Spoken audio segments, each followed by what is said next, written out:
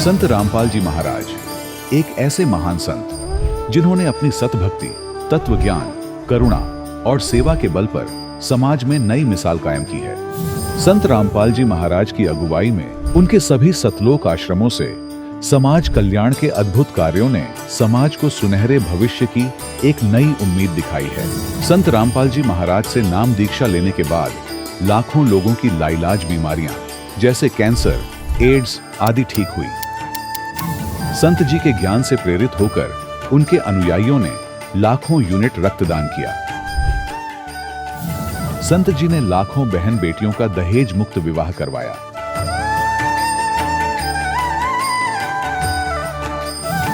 संत जी ने लाखों लोगों का नशा छुड़वाया, करोड़ों उजड़े परिवार बसे। संत जी के आश्रमों में समागम के दौरान निःशुल्क नेत्र चिकित्सा, दंत चिकित्सा प्रदान की जाती है। संत रामपाल जी महाराज द्वारा समय समय पर पर्यावरण संरक्षण के उद्देश्य से बड़े स्तर पर वृक्षारोपण किया जाता है। संत जी ने जरूरतमंदों को तत्काल राहत पहुंचाने के लिए एम्बुलेंस सेवा शुरू की। संत जी अपने अनुयायियों को देहदान के लिए प्रेरित करते हैं, जिससे मानवता की सेवा और चिकित्सा क्षेत्र में सुधार हो सके। संत रामपाल जी महाराज के सभी आश्रमों में हर रोज निःशुल्क भंडारा आयोजित किया जाता है, जहां हर वर्ग, हर जाति और हर धर्म के लोग एक साथ बैठकर भोजन करते हैं।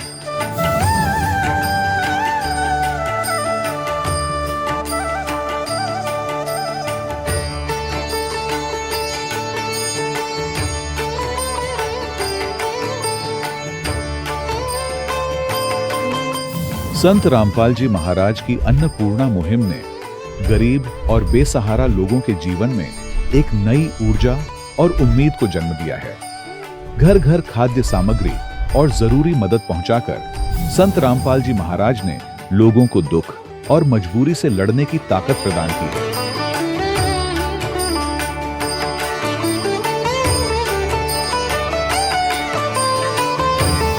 संत रामपाल जी महाराज द्वारा गरीब लोगों के लिए घर बनवाने का अद्भुत कार्य एक ऐसी मिसाल कायम कर रहा है जो सदियों सदियों संत जी की उदारता और दया भावना के तौर पर जाना जाएगा।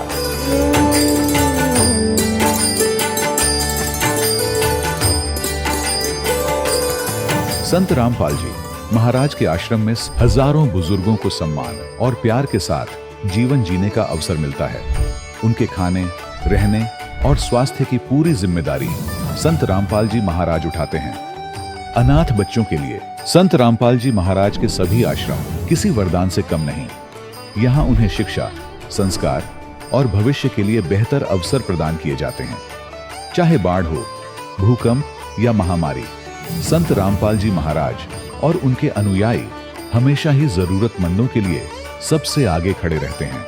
कोविड महामारी के दौरान संत रामपाल जी महाराज के आश्रमों से करोड़ों लोगों के लिए भोजन, दवाइयां और जीवन रक्षक सामग्रियां उपलब्ध कराई गई। चाहे गरीब की मदद हो या किसी शोषित और पीड़ित वर्ग के हक और सम्मान की लड़ाई, संत रामपाल जी महाराज ने हमेशा ही उनकी दबी आवाज को सरकारों तक पहुंचाया है और उन्हें उचित न्याय दिलवाने में अहम भूमिका अदा की है।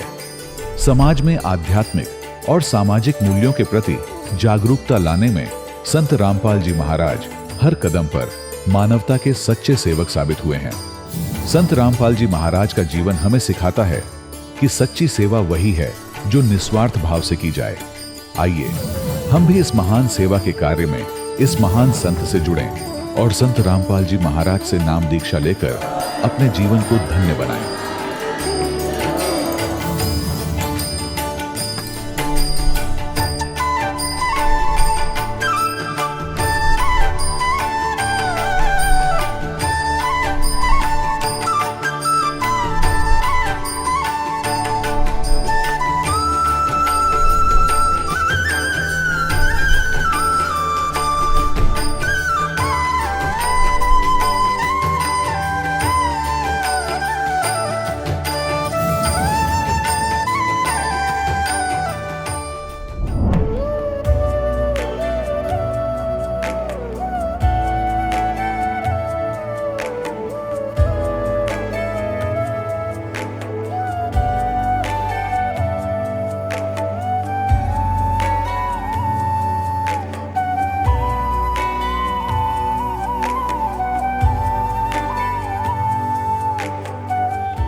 पवित्र श्रीमद् भागवत गीता, पवित्र चारों वेद, पवित्र कुरान शरीफ, पवित्र बाइबल, पवित्र गुरु ग्रंथ साहिब, पवित्र कबीर साहिब की वाणी में छुपे हुए गूढ़ रहस्य अर्थात तत्व को जानने के लिए कृपया अवश्य सुनिए जगत गुरु तत्वदर्शी संत रामपाल जी महाराज के मंगल प्रवचन। सत साहिब दर्शकों, जब एक आम इंसान अपने जीवन में सुख और शांति की तलाश में सभी देवी देवताओं की भक्ति करता है, व्रत उपवास और तमाम तरह की साधनाएं अपनाता है और फिर भी उसे न शारीरिक सुख मिलता है न मानसिक शांति, तब उसका ईश्वर के प्रति विश्वास डगमगाने लगता है। दर्शकों, कुछ ऐसी ही कहानी थी मध्य प्रदेश के रहने वाले अखिलेश गुर्जर जी की।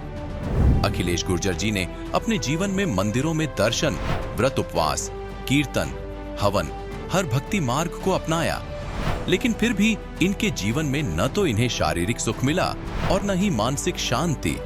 लेकिन दर्शकों, आज अखिलेश गुर्जर जी बताते हैं कि मेरा जीवन उस दिन बदल गया जब मुझे संत रामपाल जी महाराज द्वारा लिखित पवित्र पुस्तक ज्ञान गंगा प्राप्त हुई। यही क्षण इनके जीवन का वास्तविक टर्निंग पॉइंट बन गया। अब प्रश्न यह उठता है, आखिर संत रामपाल जी महाराज ने ज्ञान गंगा पुस्तक में ऐसा क्या लिखा है कि जो भी इस पुस्तक को पढ़ता है वो उन्हीं का हो जाता है? आखिर इसके पीछे की सच्चाई क्या है? आइए सुनते हैं अखिलेश गुर्जर जी की कहानी, उन्हीं की जुबानी। सर नमस्कार। नमस्कार सर। सर क्या नाम है आपका? मेरा नाम अखिलेश गुर्जर। कहाँ से आए हैं जी आप? मैं शहर सनावत, जिला खरगोन, एमपी मध्य प्रदेश का हूँ। अखिलेश जी क्या करते हैं आप? मैं पेशे से डॉक्टर हूँ सर। हम आपसे पूछना चाहेंगे कि संत रामपाल जी महाराज से आप कब जुड़े? मैं जगत गुरु तत्वदर्शी संत रामपाल जी महाराज जी से अक्टूबर 2012 में जुड़ा सर। अच्छा ये बताइए कि आप संत रामपाल जी महाराज से नाम दीक्षा लेने से पहले क्या भक्ति साधनाएं करते थे? वही अन्य देवी देवताओं की भक्ति करता था। चूँकि नर्मदा तट का था इसलिए नर्मदा की पूजा, नर्मदा जी को भी थोड़ा मानता था। पवित्र नदी और माँ के स्वरूप उसको माना जाता है। ओमकारेश्वर क्षेत्र का था, इसलिए अन्य देवी देवताओं की भक्ति के साथ साथ नर्मदा की भी भक्ति करता था। और एक नर्मदा तट में जो साधु संत रहते थे, मैं उन्हीं को मानता था कि यही साधु संत हैं। वो एक साधु थे, उनको मैंने अपना गुरु बना रखा था, जो कि फक्कड़ थे, जटाएं रखते थे और कुछ योगा वगैरह भी सिखाते थे। तो उन्हीं की मैं उनके बताए अनुसार ही भक्ति करता था। अखिलेश जी, चूंकि आप एक डॉक्टर हैं और एक डॉक्टर के पास जब लोग आते हैं तो चाहते हैं कि इनके रोग दूर हों, शारीरिक पीड़ाएं दूर हों, तभी वो डॉक्टर का सहारा लेते हैं। आप खुद एक डॉक्टर हैं, हम आपसे ये जानना चाहेंगे कि आपने संत रामपाल जी महाराज से नाम दीक्षा क्यों ली? सर, कुछ मेरे साथ ऐसी घटना घटी कि परमात्मा ने मुझे शरण में बुलाना था, संत रामपाल जी महाराज ने। तो उसके पहले कुछ तैयारियां मेरे से करवाई। समय परिस्थितियां कुछ ऐसी बनी कि मुझे सारे कामकाज ठप हो गए। मैंने अपने मित्रों के साथ एक कारखाना डाल दिया था जो कि वेल्डिंग रॉड का होता है। उसमें मुझे बहुत ज़्यादा लॉस गया और वहीं से मेरी इच्छा हुई कि ये सब काम बेकार है और कहीं एकांत में जाना चाहिए।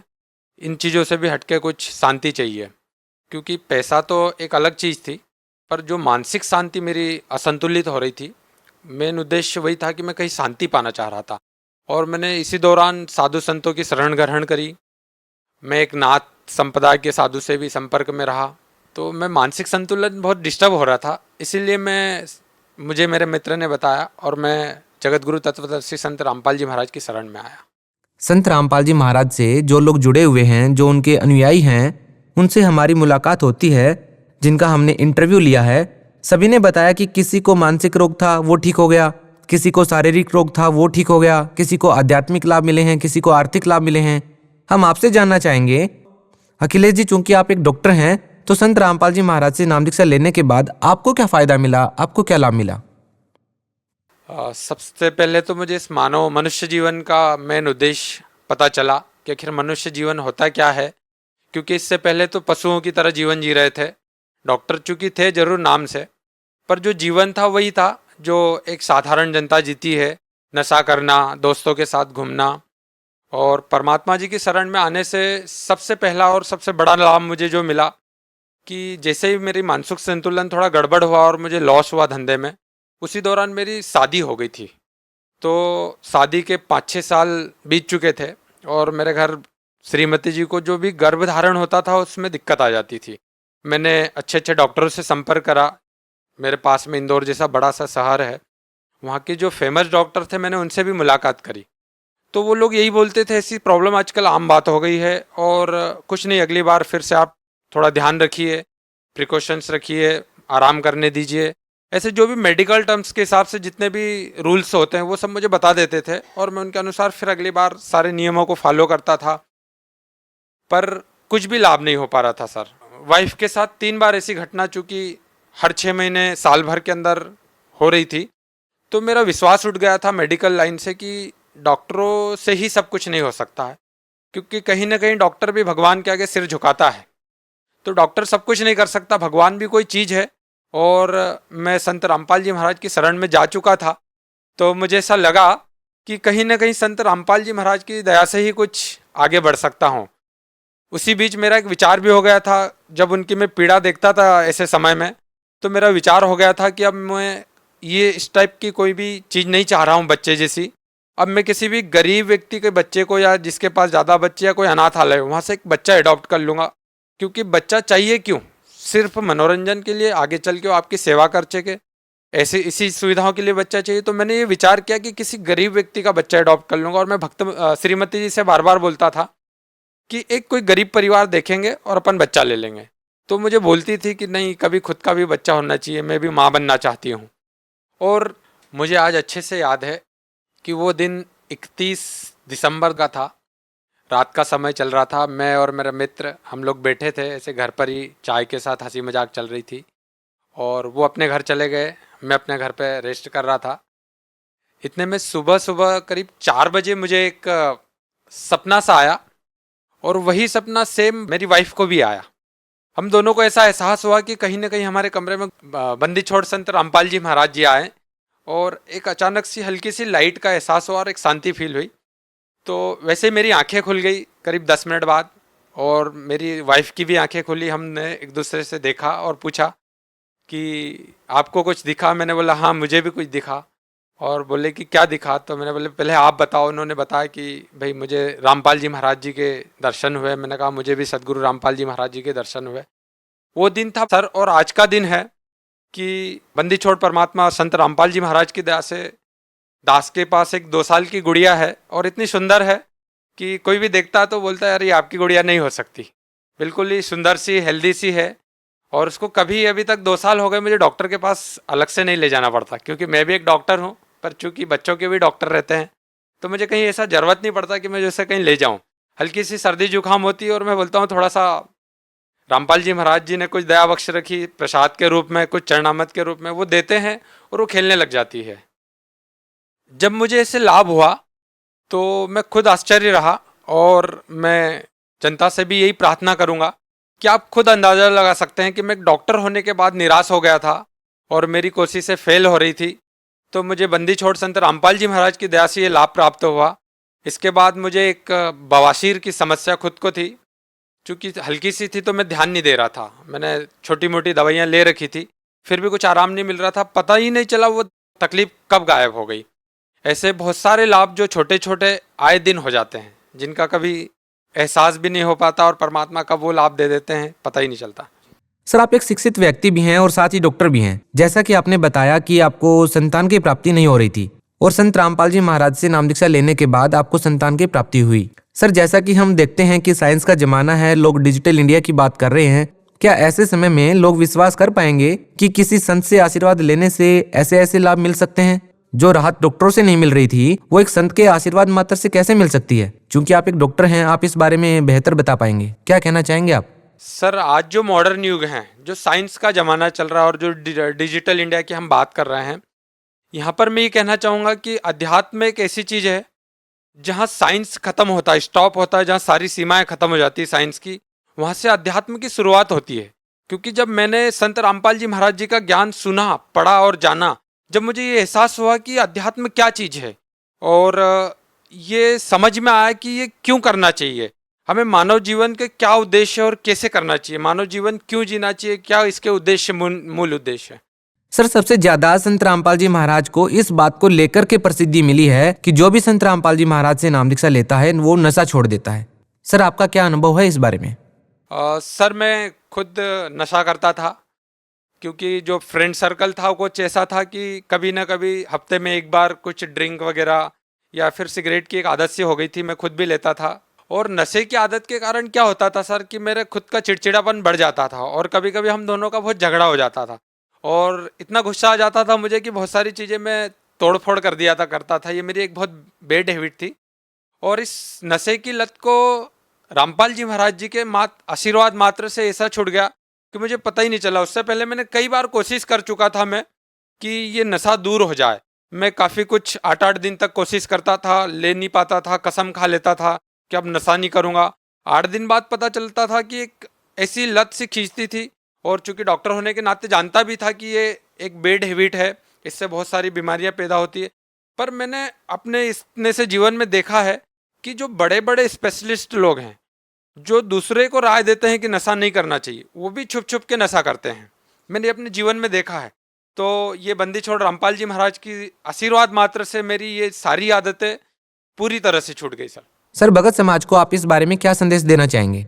मैं सारी भगत समाज से और सारे मानव समाज से एक ही प्रार्थना करना चाहूँगा कि चूंकि मैं भी खुद डॉक्टर हूँ, आप देखते हैं हॉस्पिटलों में आके या हम खुद भी देखते हैं जब ड्यूटी पे या कभी ऐसे केसेस रहते हैं तो हजारों की संख्या में लोग तड़पते रहते हैं, उनकी बीमारियों का निदान नहीं लग पाता। वो डॉक्टरों के चक्कर पे चक्कर काटते रहता, हॉस्पिटलों पे चक्कर काटते रहता है, पर उसका कोई निवारण नहीं लग पाता है। और चूंकि डॉक्टर भी खुद अपने कार्य को शुरू करने से पहले एक बार भगवान को जरूर याद करता है। वो मानता है कहीं ना कहीं कि भगवान जैसी कोई चीज़ इस दुनिया में है, मेरे से भी ऊपर, या इस दुनिया को चलाने वाली कोई शक्ति है जो हम सबसे ऊपर है। तो मेरा एक सभी से एक ही निवेदन है कि आप अगर पूरी तरह थक चुके हो और आपको कहीं ना कहीं विश्वास हो कि भगवान इस दुनिया में है, तो आप बंदी छोड़ सदगुरु रामपाल जी महाराज जी की शरण में आके देखें, उनका ज्ञान सुने समझे। चूँकि पूरा ज्ञान शास्त्रों, वेदों, रामायण जी, गीता जी, कुरान शरीफ, बाइबिल, जितने भी दुनिया के ग्रंथ धर्म शास्त्र हैं, उन सबसे रामपाल जी महाराज जी ने प्रमाणित करके दिखा दिया कि भगवान कौन है, कैसा है, कैसा मिलता है, उसको पाने की विधि क्या है। और बहुत ही सरल और आसान तरीके से भक्ति जितनी सहज रामपाल जी महाराज जी ने बताई। भक्ति नाम सुन के ही डर लगता था पहले। रामपाल जी महाराज ने सारे वेदों से निराकरण करके बता दिया कि भक्ति कैसी और क्यों करनी चाहिए, उसका महत्व क्या है भक्ति का। तो मेरा आप सभी से यही निवेदन है कि आप एक बार रामपाल जी महाराज की शरण में आके उनका ज्ञान जहाँ भी आपको पुस्तक के माध्यम से, टीवी चैनलों के माध्यम से या फिर SMS, कोई बुक्स, जैसे भी आपको मिले, एक बार जरूर पढ़ के देखें। आप खुद निर्णय करिएगा कि क्या सही और क्या गलत चीज है। बहुत बहुत धन्यवाद सत साहिब जी। दर्शकों, अभी आपने सुने संत रामपाल जी महाराज से दीक्षा प्राप्त करके सुखी हुए भक्त के अनुभव।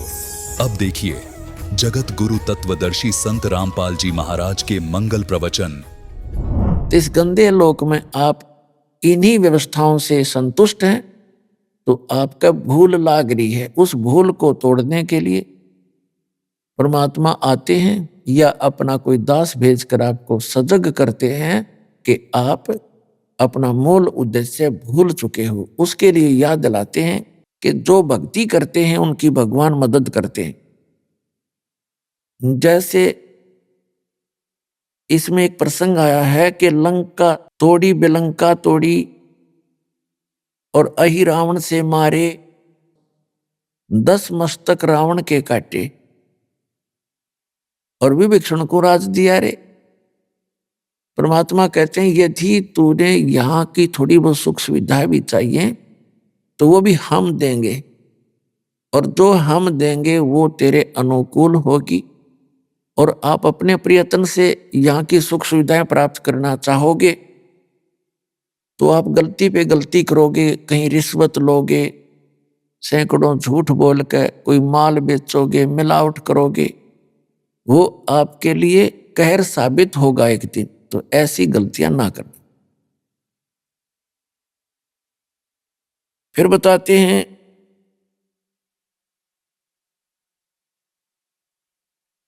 एक हा हा हु नाम के 2 साधक थे। हा हा हु बंदे होते तोलत हैं बल भारे, और गज और ग्रह बने भवसागर 10 संस अधिकारे। श्वास घटा बलहीन भयो जद, खींच लिया मझधारे, अर्ध नाम रसना से टेरा सुमरत है रंकारे। एक हा हा, एक हु, दो साधक थे तपस्वी। अब इस काल ने ऐसा जुल्म कर रखा है, पहले तो कोई भक्ति करता ही नहीं, करना चाहता ही नहीं, और करना चाहता है तो उसको मिसगाइड करके रखता है। इन दो प्राणियों के प्रेरणा हुई हम भक्ति करें, उनको नकली गुरु से मिला देता है। उन गुरुओं ने उनको बता दिया हा हा और हु को कि आप जी तपस्याएं करो, तपस्या से भगवान मिलता है। अब दोनों ने तपस्या की, उनको अभिमान हो गया आपस में कि मेरा तप तेरे से ज्यादा है। दूसरा कहता कि नहीं, मेरी तपस्या तेरे से अधिक है। तो दोनों को अपना निर्णय कराने के लिए ब्रह्मा जी के पास गए। ब्रह्मा जी से पूछा कि हमारा निर्णय करके बताओ, आप तो अंतर्यामी हैं, कि हम में से कौन से का तप ज्यादा है। ब्रह्मा जी को पता था कि तप से सिद्धियां आ जाती हैं, और ये जितने भी ऋषि मुनि थे सिद्धियां प्राप्त करके ये सर्प बन गए विषैले। इनके जरा सी भी कोई प्रतिकूल बात कर देता था उसको श्राप दे देते, और जिसका खामियाना श्री राम श्री विष्णु जी ने भी भोगना पड़ा। जिस कारण से ब्रह्मा जी ने अपने सिर से बला टाल दी और कहा भी मैंने ना इतना कोई तुम्हारे जैसा जितना तप किया, और मुझे तो यह सृष्टि के कार्य में बहुत व्यस्त रहना पड़ता है, आप श्री विष्णु जी के पास जाओ। वो विष्णु जी के पास आ गए। विष्णु जी से भी यही प्रार्थना करी, विष्णु जी के भी यही मन में शंका आई कि यदि मैंने, जैसे ब्रह्मा जी ने भी ये सोचा था, यदि मैंने एक व्यक्ति को कह दिया, एक को तो कहना पड़ेगा तेरा ज्यादा तेरा कम है, तो जिसको भी कम बता दिया वो श्राप दे देगा, वो डर गया, इसलिए अपने सिर से बला टाल दी।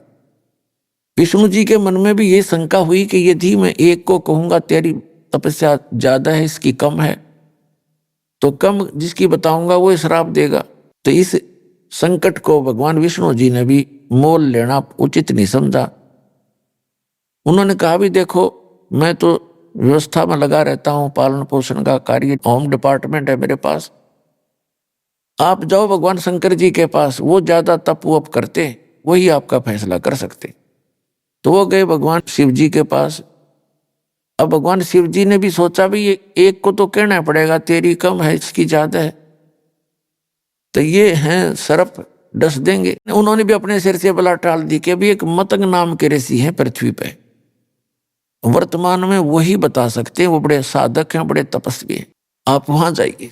तो दोनों आगे मतंग ऋषि के आश्रम की तरफ जा रहे थे। मतंग ऋषि जो थे बड़े डिल डोल, बड़े तगड़े, भारा शरीर था उनका। तो उन्होंने, ये मन बड़ा बदमाश है, कबीर साहब कहते हैं मन के मते ना चालिए, मन है पक्का दूध, और ले डूबे दरिया में और फिर जा हाथ छूटे, उल्टे काम करवा के फंसवा के फिर आप निकल जाता है। तो उन्होंने दोनों ने देखा उस महापुरुष को। मतंग ऋषि पूछा कहाँ है, कि वो सामने बैठे, तगड़े थे, डुल डुल। एक ने तो मन में सोचा कि बड़ा हाथी सा बैठा भाई, दूसरे ने सोच लिया अच्छा मगरमच्छ शायद महात्मा। तो उन्होंने मतंग ऋषि के पास आकर के कहा, मतंग ऋषि के पास एक सिद्धि थी जो मन की वृत्ति बता देती थी, इसने क्या सोच रखा है। तो मतंग ऋषि से उन्होंने प्रश्न किया कि महाराज हम में से कौन से की तपस्या ज्यादा है, कौन शक्तिशाली है, आप निर्णय करो। मैं कहता हूं मेरी तपस्या ज्यादा, ये कहता है मेरी ज्यादा। मतंग ऋषि ने कहा कि जो तुम्हारे मन में तुमने सोच के आए हो उसी से फैसला होगा।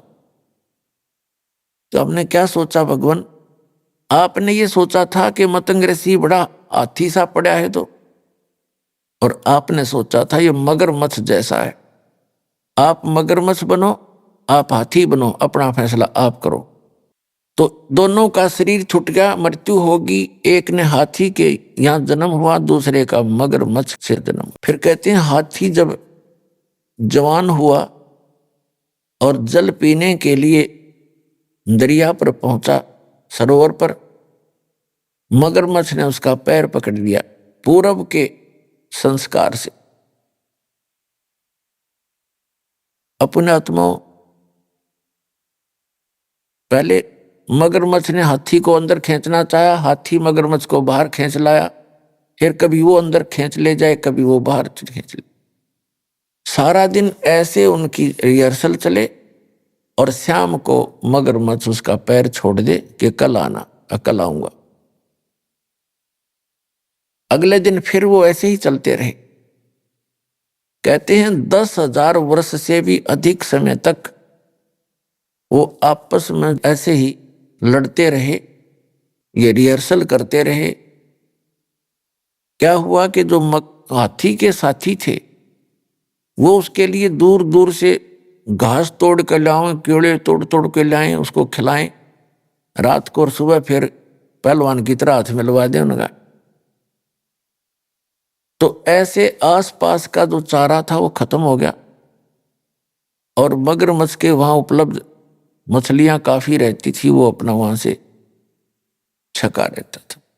तो बलहीन हो गया हाथी और मगरमच्छ ने वो खींच लिया और इतना गहरे पानी में ले गया कि सूंड का थोड़ा सा हिस्सा शेष था जहां से हाथी श्वास लेता है। उसकी नाक बहुत लंबी होती है, 5-7-10 फुट की, तो सारा खींच लिया। सूंड ऊपर रखा हुआ था।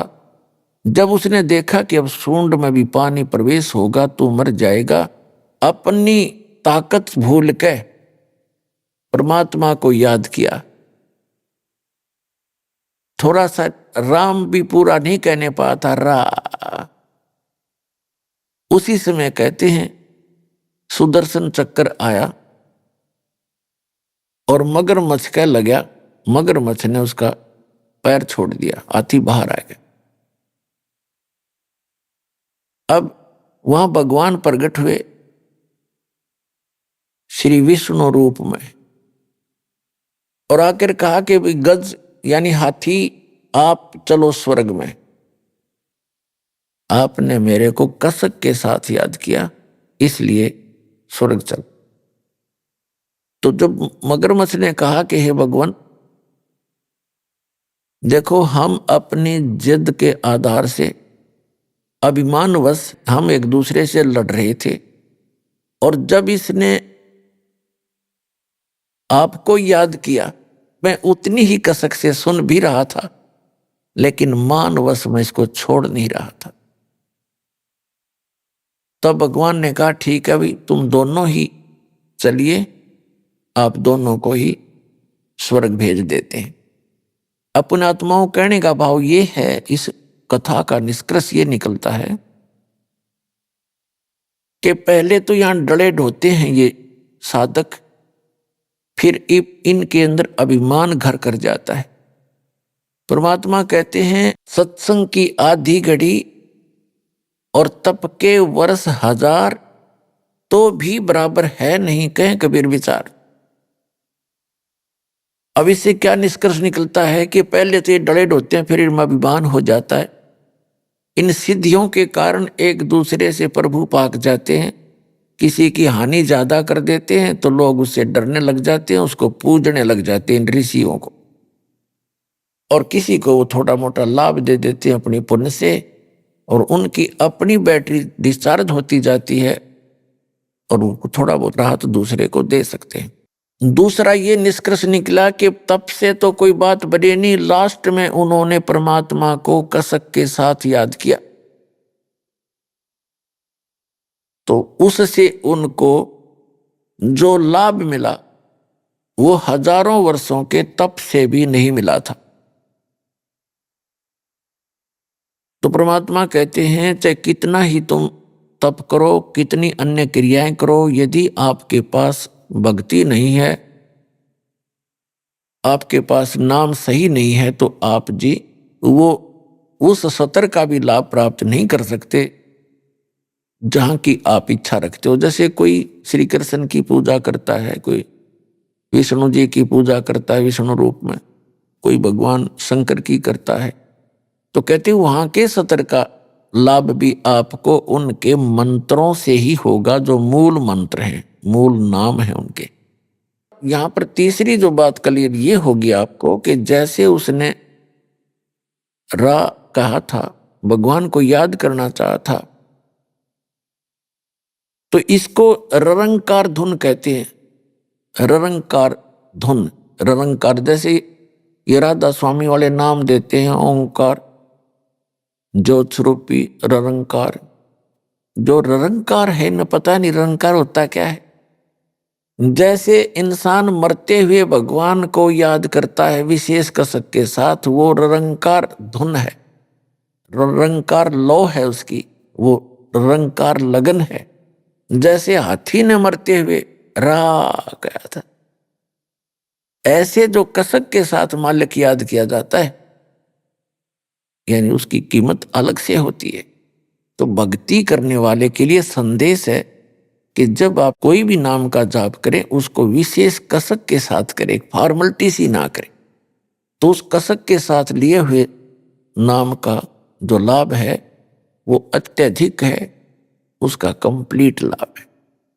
तो यहां कहने का भाव ये था कि पहले तो ये डले ढोते हैं, फिर आंडी पाक जा, अभिमान हो जाता है भक्ति करके, और फिर यहीं के यहीं रह जाते हैं। तो यहां जो चौथा कंसेप्ट ये क्लियर हुआ कि जैसे कोई परमात्मा की कथा सुना रहा है कसक के साथ, और सुनने वाला भी सुन रहा है उसी भाव से, तो दोनों को वो ज्ञान लाभ प्राप्त होगा। उस ज्ञान यज्ञ का जो लाभ है दोनों को ही प्राप्त होगा। जैसे दास सत्संग करता है और आप हृदय से सुन रहे हो, तो दोनों को ही लाभ हो रहा है, दोनों को उस सत्र का लाभ मिलेगा। फिर बताते हैं कि दुर्योधन और दुशासन को द्रौपदी चीर उतारे, अंधे को कोपीन देई थी, वो बद गे अंत अपारे। भीष्म पिता और द्रोणाचार्य कर्ण से बानों मारे, महाभारत में टटीरी के रखे, वहां घंटा टूट पड़ा रे कि मन तू पावेगा अपना किया रे, भोगेगा अपना किया रे। दुर्योधन और दुशासन ने द्रौपदी के चीर उतारने का, उसको नग्न करने का प्रयत्न किया, तो उस द्रौपदी का चीर क्यों बढ़ गया? पुण्यात्माओं, आज तक जो भी आपको राम नाम की कथा सुनाई गई है, भगवान की कथाएं सुनाई गई हैं, वो इनकम्प्लीट थी, उनका कोई सिर पैर नहीं था। जैसे हमारे मन में एक शंका बनी रहती थी कि जैसे द्रौपदी जी का चीर उतारना चाहा और वो उतरा नहीं, ये कारण क्या था? हम कथा पढ़ते थे, सुनते थे, और ये भी सुनते थे भगवान ने बढ़ा दिया। भगवान ने और बहनों का क्यों नहीं बढ़ाया? कितनों की इज्जत लूटी जाती है, उस द्रौपदी का ही क्यों बढ़ाया? यहां बुद्धि कभी नहीं जाती थी, क्योंकि हम इनकम्प्लीट स्पिरिचुअल नॉलेज प्राप्त थे। तो परमेश्वर ने आके वो कंप्लीट स्पिरिचुअल नॉलेज दिया, और अब इस दास के पास उपलब्ध है जो इन सभी अधूरी कथाओं को पूरा किया जाएगा।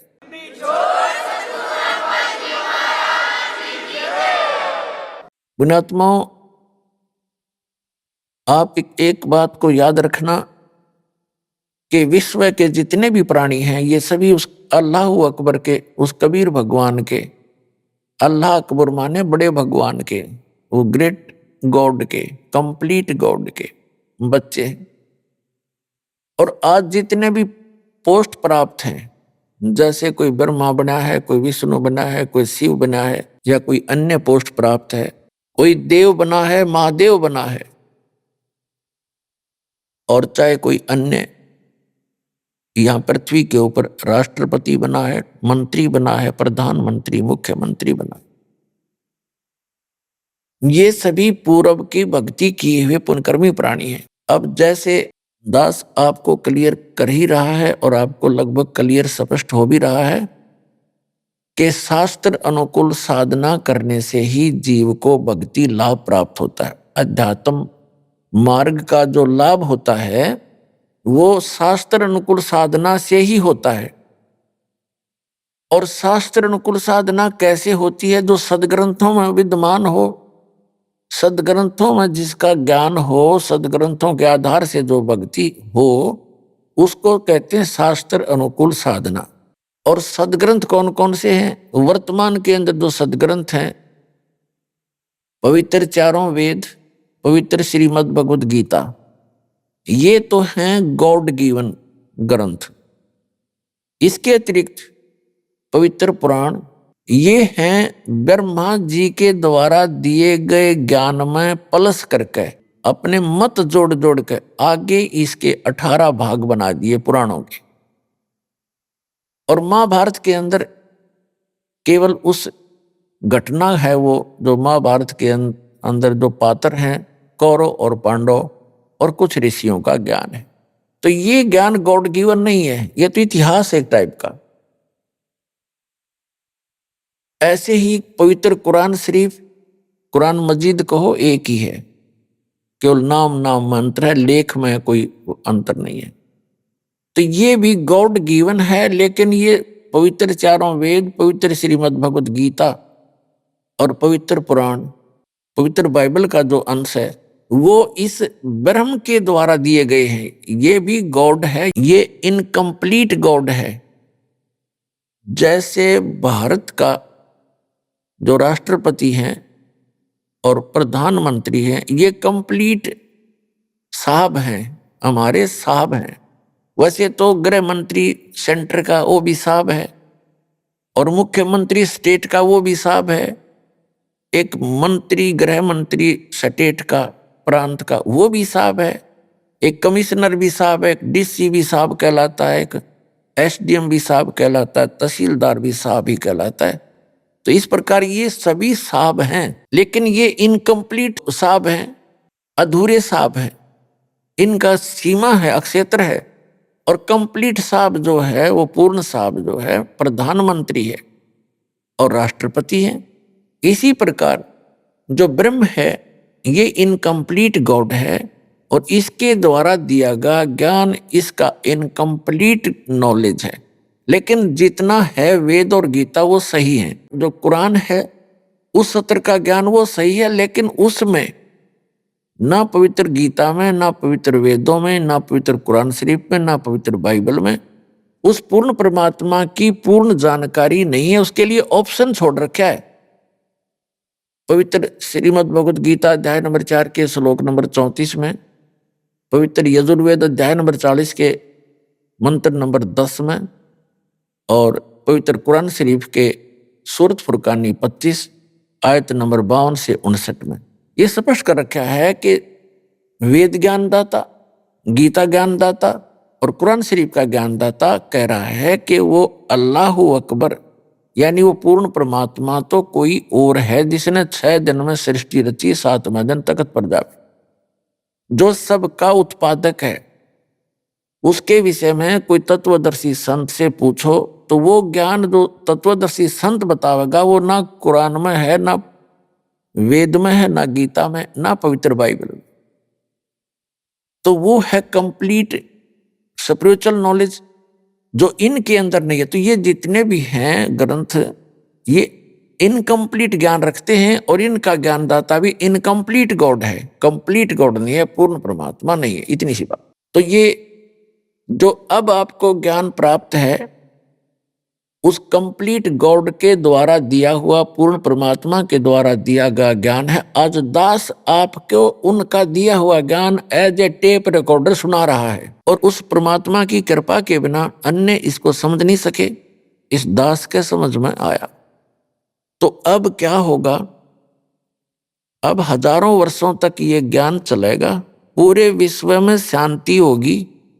ये माया को इकट्ठी करने की जो दौड़ लग रही है, आग लगी पड़ी है प्रत्येक प्राणी के अंदर, ये इस ज्ञान से शांत होगी। अब पुण्यात्मा, आज जैसे किसी के पास कार है, कोठी है, और सैकड़ों हजारों की एकड़ जमीन खरीद कर डाल रखी है, और चाहे वो प्रधानमंत्री बना हुआ है, चाहे सारी पृथ्वी का भी राजा है, और बहुत धन इकट्ठा करके सोने से सबसे भर रखे हैं उन्हें बैंक वगैरह, और कल मृत्यु होगी और परसों गधा बन जाएगा।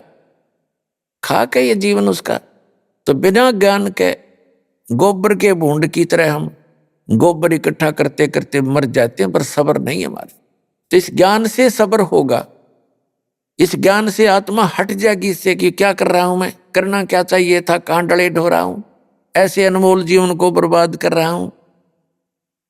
तो ये एक बार पूरे विश्व में अब शांति होगी। सभी जल रहे हैं, किसी को सब्र नहीं और कोई सुखी नहीं। अब जैसे आपको बहुत बार बताया है कि दास एक बार गोवा गया हुआ था। गोवा समुद्र के किनारे एक शहर बसा हुआ है, गोवा, वो प्रांत भी है गोवा। तो वहां सत्संग किया था हमने, और जहां सत्संग स्थल था, सत्संग के बाद घूमने के लिए हम, साथ ही समुद्र था, तट समुद्र का, वहां चले गए। वहां क्या देखा, फॉरेनर यानी विदेशी स्त्री पुरुष वहां उसके साथ साथ रेत में अपने बिछा बिछा के बस्तर या कोई वैसे लेटा हुआ था, रेत में लेटे हुए थे एक अंडरवियर में पैर के। और उनसे बात की, एक आधे भक्त ना, वो कहते आनंद आ रहा, आनंद यहाँ इनको। तो उसने बताया कि ये कह रहे हमें यहाँ आकर शांति प्राप्त होती है। और वो बता कि वहाँ हमारे बड़े बड़े बिल्डिंग हैं, फैक्ट्रियां चलती हैं, सैकड़ों नौकर, हजारों हमारे नौकर हैं। नमन में बड़ी हंसी आई है, दाता दया तेरी, देख जी रेत में सुख है, फिर वो डले क्यों ढोए तुमने, जहां सुख है नहीं आग इकट्ठी कर ली। तो जो सुख उनको वहां मिला, उन कोठी और बंगला में नहीं है, वहां तो आग लगी पड़ी है। और आग क्यों लगी है उन कोठी बंगलों में, क्योंकि भक्ति नहीं है। तो पुण्यात्माओं फिर ये बात समझ में आ गई उनके। अभी तो वो वहां छोड़कर यहाँ समुद्र का किनारा आवे सुख प्राप्ति के लिए, और खाक सुख और रेत में के सुख है। 2 दिन पीछे फिर उस आग में जलना हो न जा करके।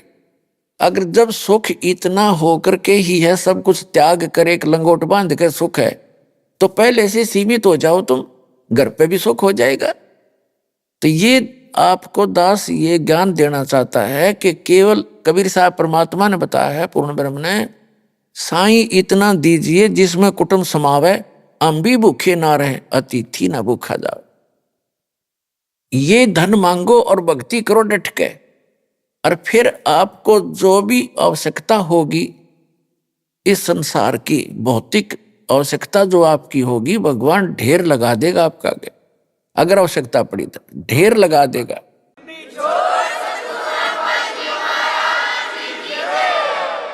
अब जो दास कंसेप्ट क्लियर करना चाहता है, तो क्या होगा कि अब हजारों वर्षों तक ये सत भक्ति, ये यथार्थ भक्ति मंत्र आप जाप करा करोगे, आप चले जाओगे फिर सतलोक में। जो लास्ट के व्यक्ति होंगे, क्योंकि प्रत्येक यहाँ काल की व्यवस्था है, समय आने पर उसमें बुराई घर करना शुरू कर देती है। 1000 वर्ष तक तो ये प्योर चलेगा, और अरबों खरबों की संख्या में भक्त मुक्त होंगे, सब सतलोक चले जाएंगे।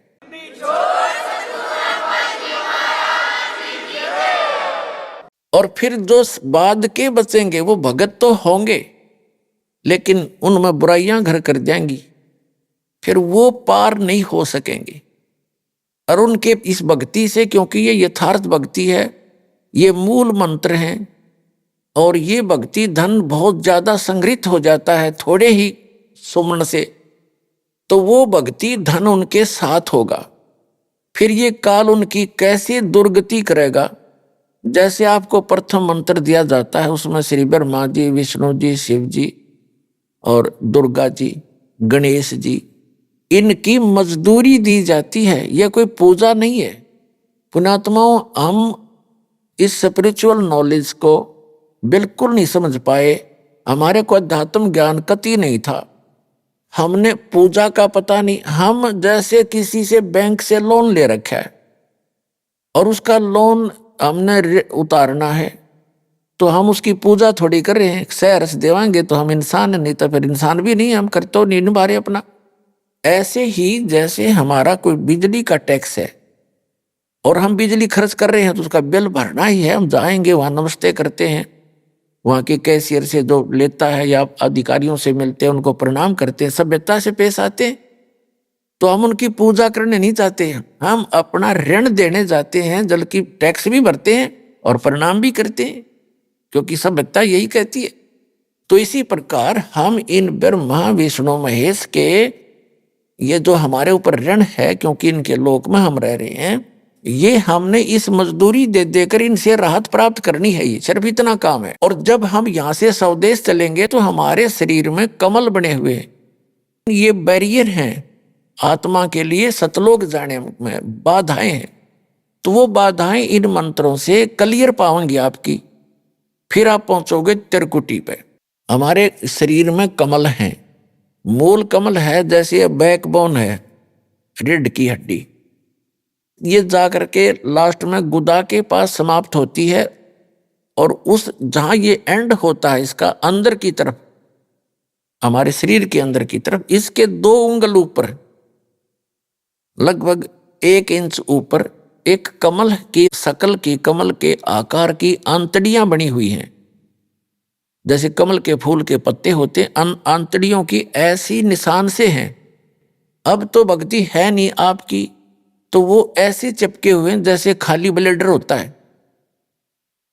और जब भक्ति शुरू होगी तो उनके अंदर ये मंत्र से हवासी भरी जाएगी और वो अंदर की नसें तन जाएंगी, जैसे गाय भैंस का सतन, यानी उसमें जब दूध प्रवेश नहीं होता तब से पहले वो लटकते रहते, और जब बछड़ा और बच्चा छोड़ा जाता है उसको चूसने की चेष्टा करता है, वो तन जाते हैं ऐसे, तो उनमें दूध आ जाता है, उसी से तनते हैं।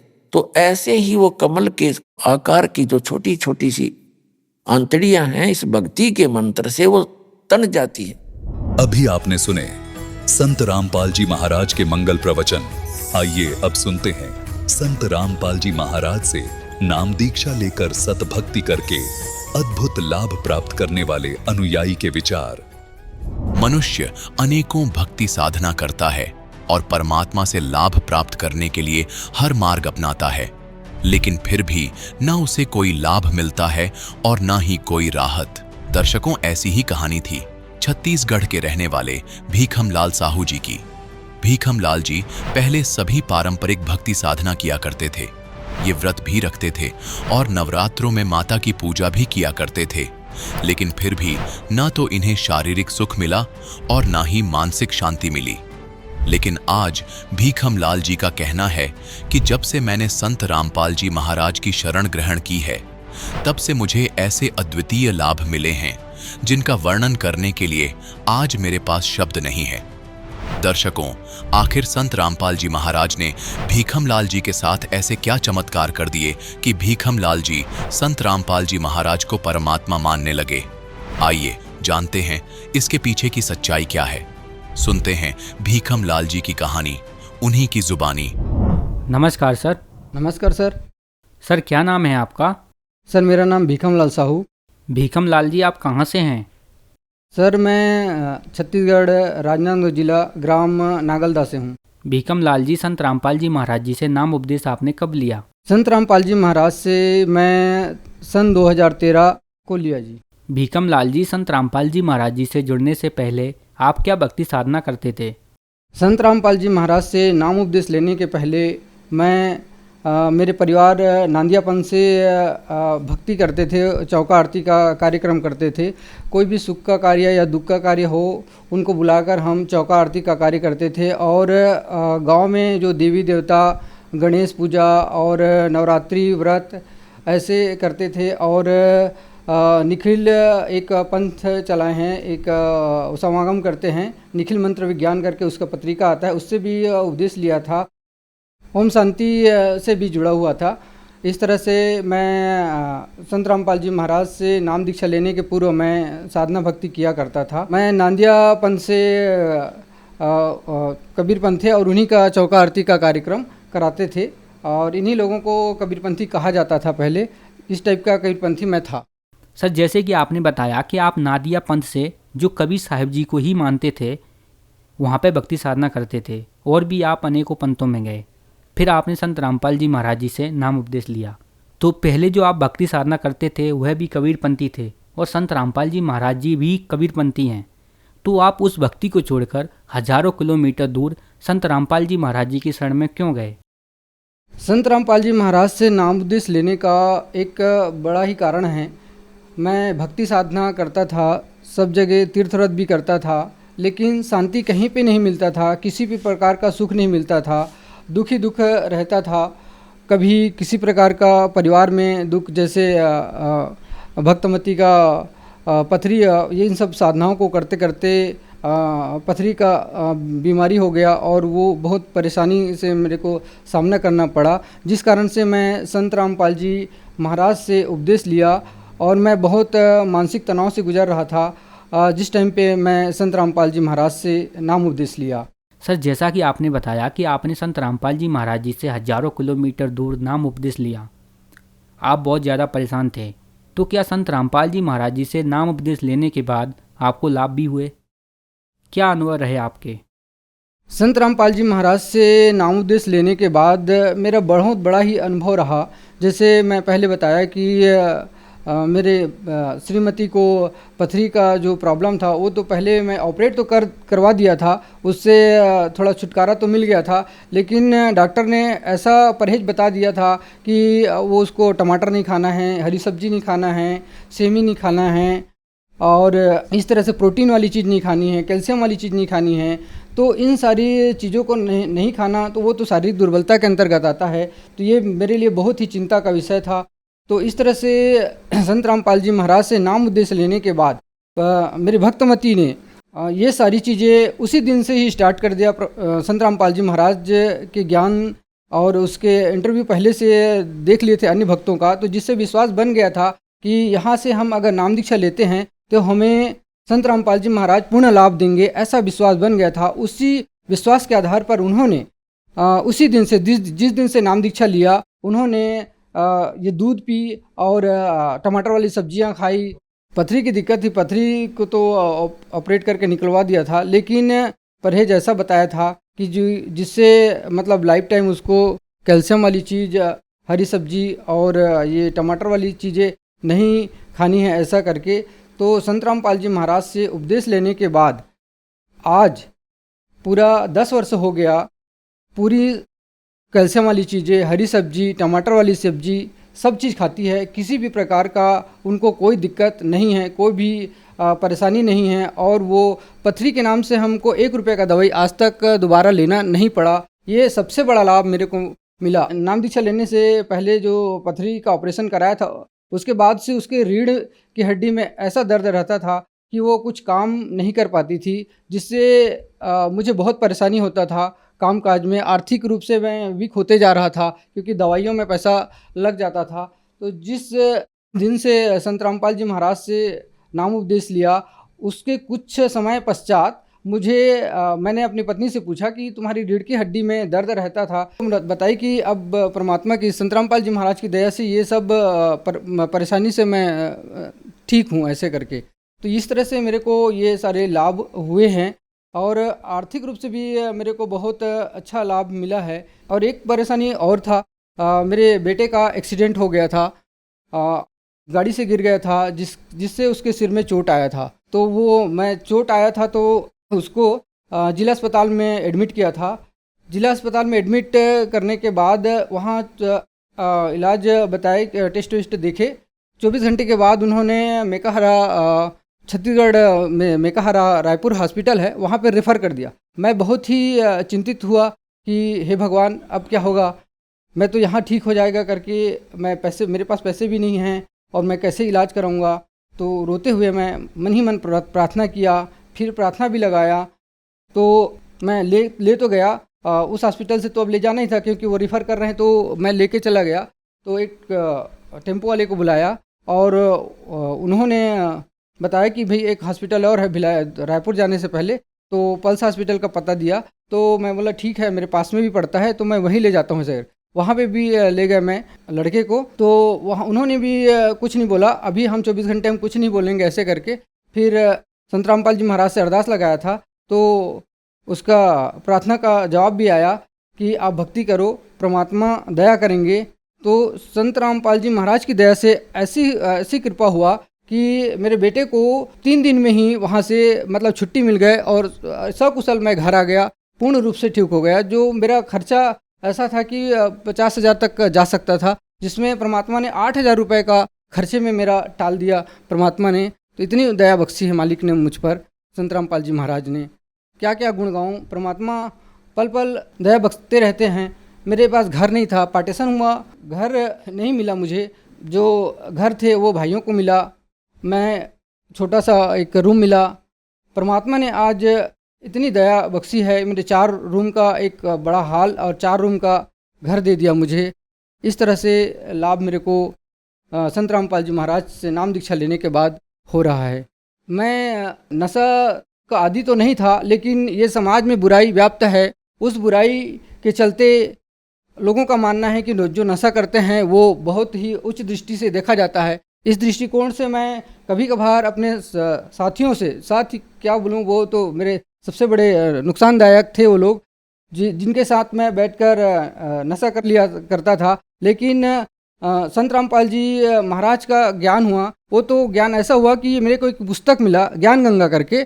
उसी पुस्तक को पढ़ते ही मेरे को ऐसा लगा कि बहुत बड़ा झटका लगा कि मैं क्या ऐसा कर रहा हूँ, ये तो बहुत ही छूने की चीज़ नहीं। उसमें लिखा था कि जो एक बार जो शराब पीता है वो 70 जन्म तक कुत्ते को प्राप्त होते हैं। तो मेरे दिल में ऐसा ठेस लगा, मैं नाम उपदेश लेने से पहले ही वो मैं नशा त्याग चुका था पूर्ण रूप से। मैं एकदम से ऐसा लग गया कि नशा करने की चीज़ नहीं होती। और लाभ एक ऐसा हुआ भगत जी, मेरे को अभी एक 3-4 महीने करीब 3-4 महीने पहले एक ऐसा एक्सीडेंट हुआ मेरा बाइक से कि मैं बाइक अलग फेंका गया।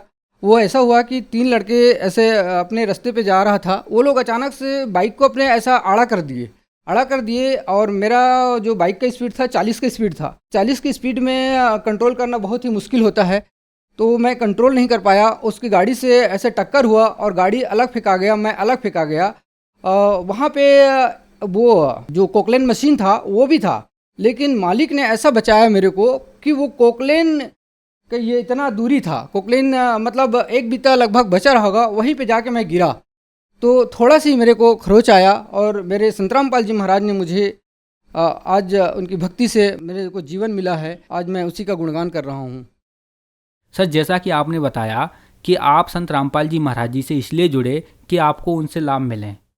छत्तीसगढ़ को कबीरपंथियों का गढ़ माना जाता है और संत रामपाल जी महाराज जी भी कबीरपंथी हैं, तो फिर आपने संत रामपाल जी महाराज जी को ही क्यों चुना? ये बहुत अच्छी प्रश्न आपने किया है सर जी। संत रामपाल जी महाराज आज पूरे विश्व में देखा जाए तो महान संत है। वो इसलिए महान संत है क्योंकि लोगों को यही पता नहीं है कि परमात्मा कौन है, किसकी भक्ति करनी चाहिए और किसकी नहीं करनी चाहिए। तो संत रामपाल जी महाराज आज पूरे विश्व को शास्त्र के अनुसार ये प्रमाण करके बता दिया कि कबीर साहब जो 600 साल पहले काशी बनारस में आए हुए थे वो परमात्मा हैं और उनकी भक्ति करने से हम जीवों का उद्धार होगा। ये निष्कर्ष निकाल के, सदग्रंथ का निष्कर्ष निकाल के आज पूरे मानव समाज को बता रहे हैं, जिससे हम सबका कल्याण हो रहा है।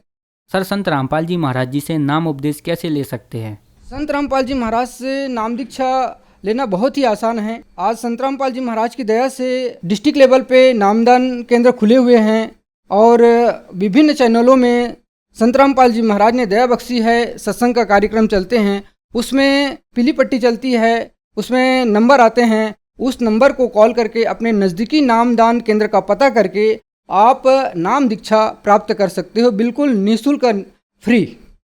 धन्यवाद सर। सत साहिब जी।